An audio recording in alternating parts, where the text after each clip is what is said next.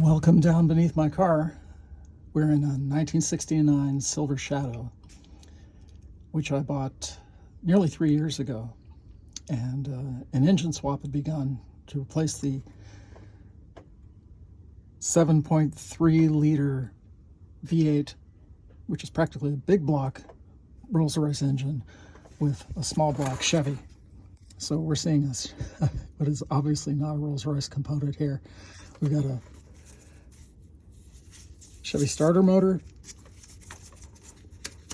exhaust manifold that isn't yet installed, got wires from an HEI distributor, and a different transmission. What I really want to talk about today is over here, which is our lower steering shaft or lower steering input assembly, which, because I'm on a right-hand drive car, is located on the opposite side, but its role is really to transmit input from the steering wheel down to the power steering box down here. And the way it does that, it has to account for differences in ride height between the suspension and the firewall, which isn't moving around, so that the idea is being comfortable, safe, and secure. So to do that, it has a rubber isolator at the top, which absorbs some vibration. It has a universal here, upper universal I should say, a shaft, and what's called here is the Detroit joint, which is basically a combination of a universal similar to this, but it also has the ability to change axially to move in and out, if you will. And ordinarily it would be covered by this gator or boot, but inside you can see is a shaft that moves in, and as we'll disassemble it later, you'll be able to see that it does have a couple of bearings in it, as well as the ability to slide in and out. Ultimately, there's another connection here to the steering box, which is made through a spline fit connection, and all the hardware from this bolt here to the two bolts up the top that secure the end of the steering wheel shaft are also 1/2 inch, so really only going to need 1/2 inch tools to get this out of the car. I would recommend that you have a clean surface though beneath you, because it's very likely that when you take this apart that things might fall out. This Detroit joint has probably 12 components inside it, maybe more. We'll see when we tear it down. But it has tiny washers, it has buttons and bearings, and no springs. Well, actually, I take it back, there are 2 spring washers in there as well, and all of those components are expensive. Sorry about that. So why don't we go ahead and get into it. I'm going to use two things. Use a 1/2 inch wrench to take this off, and I'll get up into here and use 2 1/2 inch wrenches to get that apart. And I think if you're ever needing access to this, one thing you can do is you can move or rotate, I should say, this whole assembly by grabbing this one of the wheels if you're off the ground, and you can turn it and it'll cause this whole assembly to rotate. So if you're not getting a good line on it, try that. Jack the front up, give you plenty of access under here.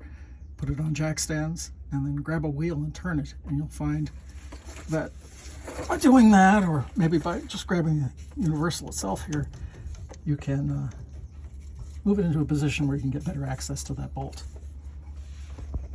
So let's look at this shaft now that it's out of the car. I mentioned that the upper input shaft bolted here with those 2 1/2 inch bolts. You want to be careful about the position of your steering wheel. The other end's keyed. It has splines on it that are a little hard to make out, and there's a flat spot too, so that's going to keep this mechanism basically in position, but your steering wheel could get out of position, so do keep an eye on where that is. So we have the complete assembly that I bought from eBay, and I say complete, it's everything that I received. It's not every part that should be here, and we'll talk about that in a moment. We have the upper input shaft, this isolating rubber block here, and I mentioned the cracks that I saw developing in it.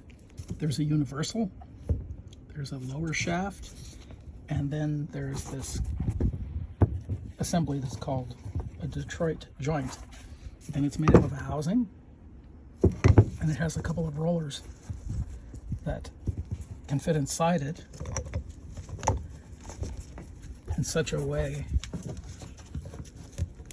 if I get this positioned right, if the rollers can move in and out, sorry,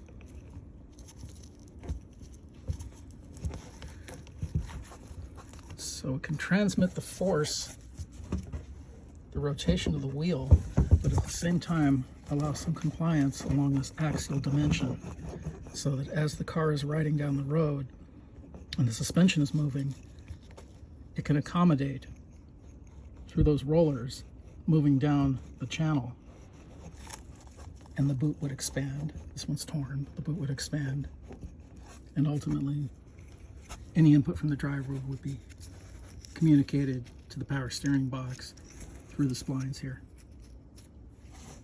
But there are some pieces missing.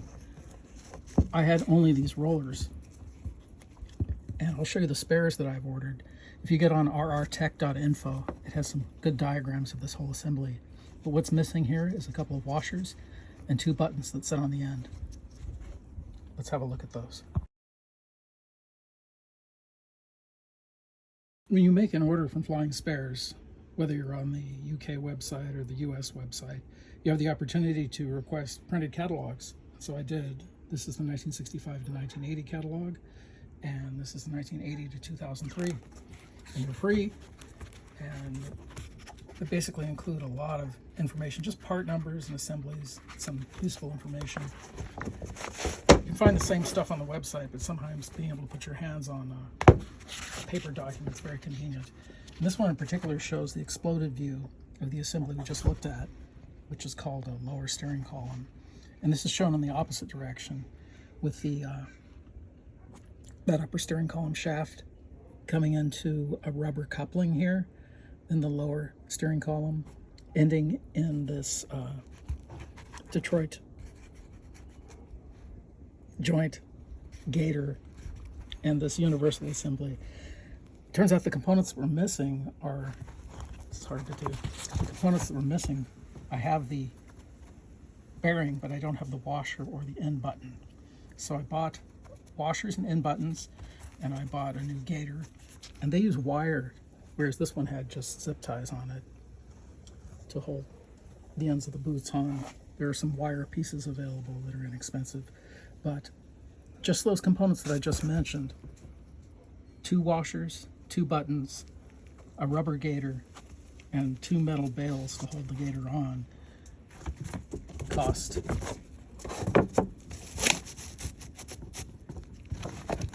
together with that rubber coupling, this piece here, and just a refurbished one, not even one that's a new piece, I paid $69 each for the end shaft buttons, $17 each for the washers, $4 each for the wire clamps. The gator boot was nearly $40, and the steering coupling column, which is this piece here, was $56 in basically reclaimed condition. So I'll show you those parts now. They come beautifully packaged, which they should. And I should mention that in addition to paying this $320, I was hit with an $80 customs fee that I got via text from DHL. So this is the rubber coupling. It's going to replace the existing one that I have here. These are the end buttons and the washers, and those will mount as washers and end buttons. The washer will go in here, and the end button will go on the end of this assembly here, 2 on each side. So I'm going to get to disassembling and cleaning this. It'll be very important to clean and repack these bearings. I think the most difficult part of the job, though, is actually going to be getting this rubber coupling off, because they have dribbled some epoxy on the screws, and I don't know if that was standard practice at the time or what, but this would have been the equivalent of Loctite red, I suppose. So we will do our best to get those out. It looks a little like it's a a wire through thing, but it's actually just a blob of epoxy all over here. Let's have at it. I'm nibbling away at this epoxy with some diagonal cutters, and that actually seems to be going pretty well. I'm not going to show you the whole procedure because I need my hands free to do it, but it seems like most of it's coming off. I think there's some on the heads on the other side too. That might have been the worst of it. We'll see.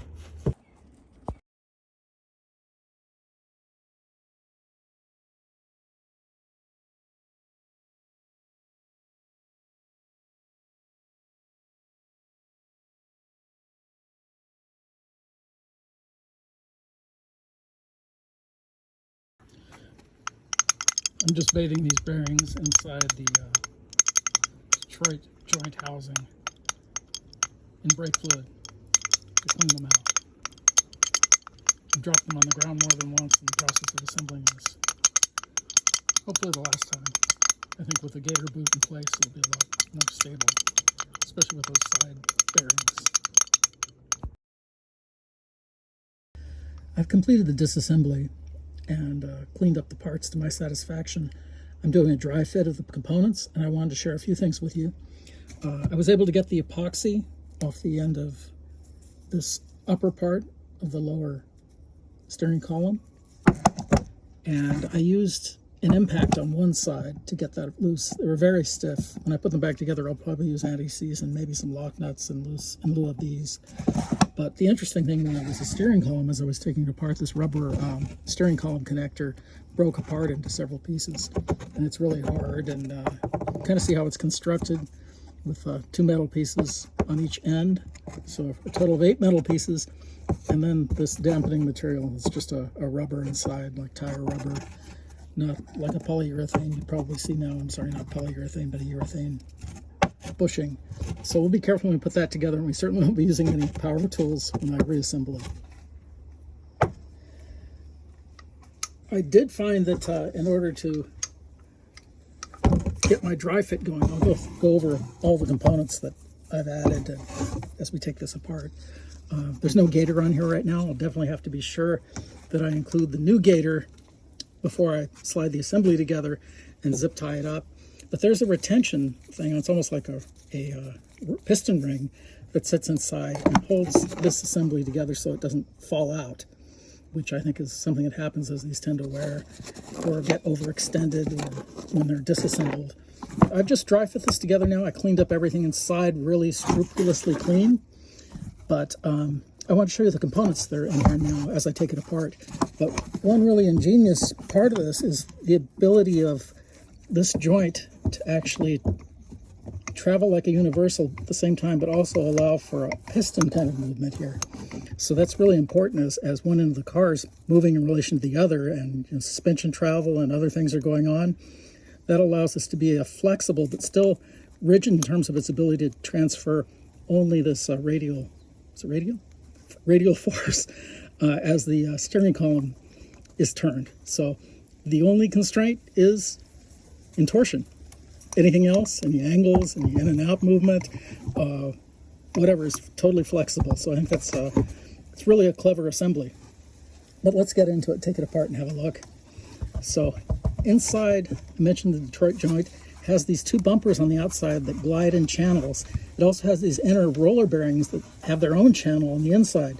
So we've got 2 kinds of bearing surfaces there. And the Belleville washer is kind of a compression washer, sits between the 2, and it gives some compliance to it, but it keeps a constant pressure, so there's no play, if you will. I'm going to take it apart now and show you the components. Each side has a piece called a button, and these are reclaimed pieces. I paid probably, let me look at the sheet here, I think it was each one of those buttons, input shaft buttons, were $69 each, and this is a reclaimed component. It's not even new. And underneath that is the Belleville washer, which is kind of a conical washer. And that sits inside an axle. And then we've got the bearings that I already had. Let me take those out. So we've got the washer. Then we've got the bearing, and you can see all the little details inside there. cylindrical bearing surfaces.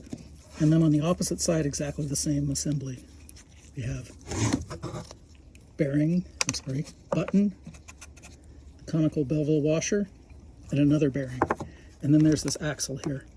And I'm going to lube this up really, really well before it goes together with some molybdenum grease. And remember to put the gator on before I slide this whole assembly back together and get set to attach the boots. So here's where we are now. The bearings are packed.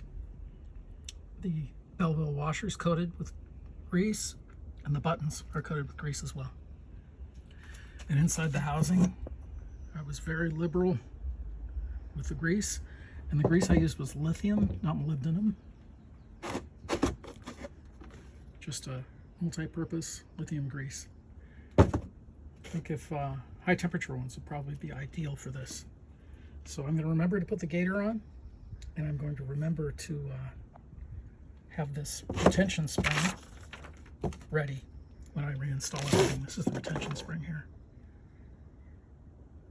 And that's going to go inside here once this assembly slid in. I've slid the gator over the lower part of the, it's the upper part of the joint. And I'm going to use a zip tie initially in case I have to disassemble it. And then once it's installed in the car, I have the option of using the wire bails, which is definitely more permanent and a better high temperature solution, but this is so much more convenient for right now. We have the lower boot zip tied in place. I need to arrange the buttons vertically so they can slide down these two channels on the sides here. And I also need to make sure I've got some space in here, because to put this in, I need to be sure that I have a little bit of space on the interior here so that these can slide right in. I'll also need to get this retention ring. Let's see if it fits. Yeah, it goes in afterwards. So I can get this retention spring in after the fact. I'd like to see if I can show you this docking procedure, if I can do it with one hand. The key things are that the bearings are out, not quite to their limit, but at least that far, and that the side buttons are perpendicular. And then I'm going to face up. There's so much grease on here that they're not going to turn. Let's see if I can just dock it right in there, and it's perfect. Next step now is to install this retention spring that's kind of like a circlip that goes in here, and its sole purpose is to keep the entire mechanism from sliding out. So that is, it'll retain the buttons when they hit it. So if someone's disassembling it, the idea is the whole thing doesn't fall on the floor. So I'm going to need 2 hands for that, but I'll show you what it does and how it works once I've installed it. Okay, the circlip is in just inside the lip of the channel here, and its sole purpose, I'll set this down for a moment, refocus for you. The circlip is in, tucked just inside here. Can't really see it, but it's just inside the lip at the end of this housing. And its sole purpose is, at the extreme limit, to stop the buttons from coming out. So that protects the gator so it doesn't tear, and it also will ensure that the assembly doesn't fall apart if someone tries to remove it within reasonable mechanical limits. So let's get this boot on and get the other zip tie on. This Detroit joint, and I added a little bit of grease to the universal. That's a component that I'm going to replace probably next. This one's fine. It's on the edge of being a little bit loose. It'd be nice to take it apart so you can get some grease inside it, see whether it's made up of needle bearings or just sliding ends. And that's something I'm going to undertake later. But for now, we're just going to get this thing back in. A couple of things I wanted to mention. I mentioned this is splines. So you can see that there are splines on part of the shaft and there's a flat on the other side. And there's this retention bolt. And it's important that you extract the retention bolt fully before you try and slide this onto the shaft, or it won't go. Similarly, it won't come off as long as that bolt's there, and I think that's a safety feature just intended to make sure that it doesn't slide out of the into the power steering. But last thing I'm going to do is show you how this mechanism is working now. Get away with it. So this is the Detroit joint, and it's capable of fully flexibly moving can get axial movement, and the gator's new, so it's not really allowing it to pull to its full extent, but it's really a fabulous joint from the standpoint that it's now rebuilt cleanly. Now the lower part of this input shaft is ready to install in the car, but before I do that, I'm going to rebuild the upper with the new urethane bushing. We're assembling the upper part of the lower input shaft now. This is the face that goes on the steering wheel shaft, and this is the face we'll mount to our lower input shaft area with the bushing and so forth. This will go through here. Take the bolts off, of course, and then I'm going to do that in the car so I can have the flexibility of having the assembly in two pieces before I bolt it together. I'm using a little bit of anti-seize on the upper part of the threads here. And this is the part that goes through the backer, the upper part of the yoke. And it is threaded.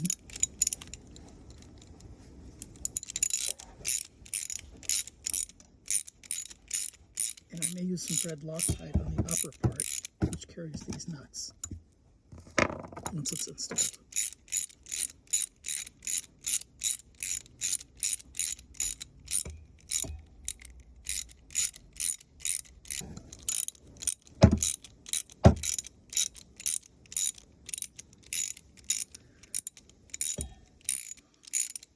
I'm going to get these fairly snug, but not gruesomely tight, because there is a nut in the back.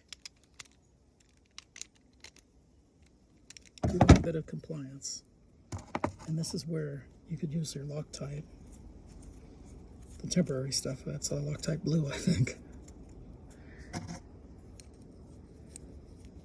And isn't it great that all these fittings are all 1/2 inch?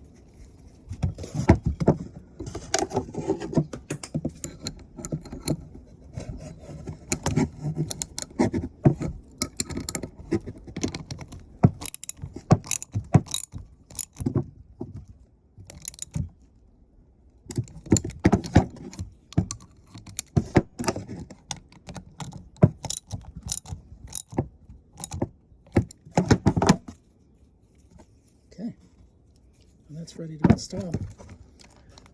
Back at the car, I will install this lower assembly here with the spline shaft that goes onto the power steering pump. And once that's installed, I can slip the end into the rubber coupling and attach the upper part. So ultimately these two are going to mate together like this. So I can put the lower in and then slide it in and attach the upper one in the car.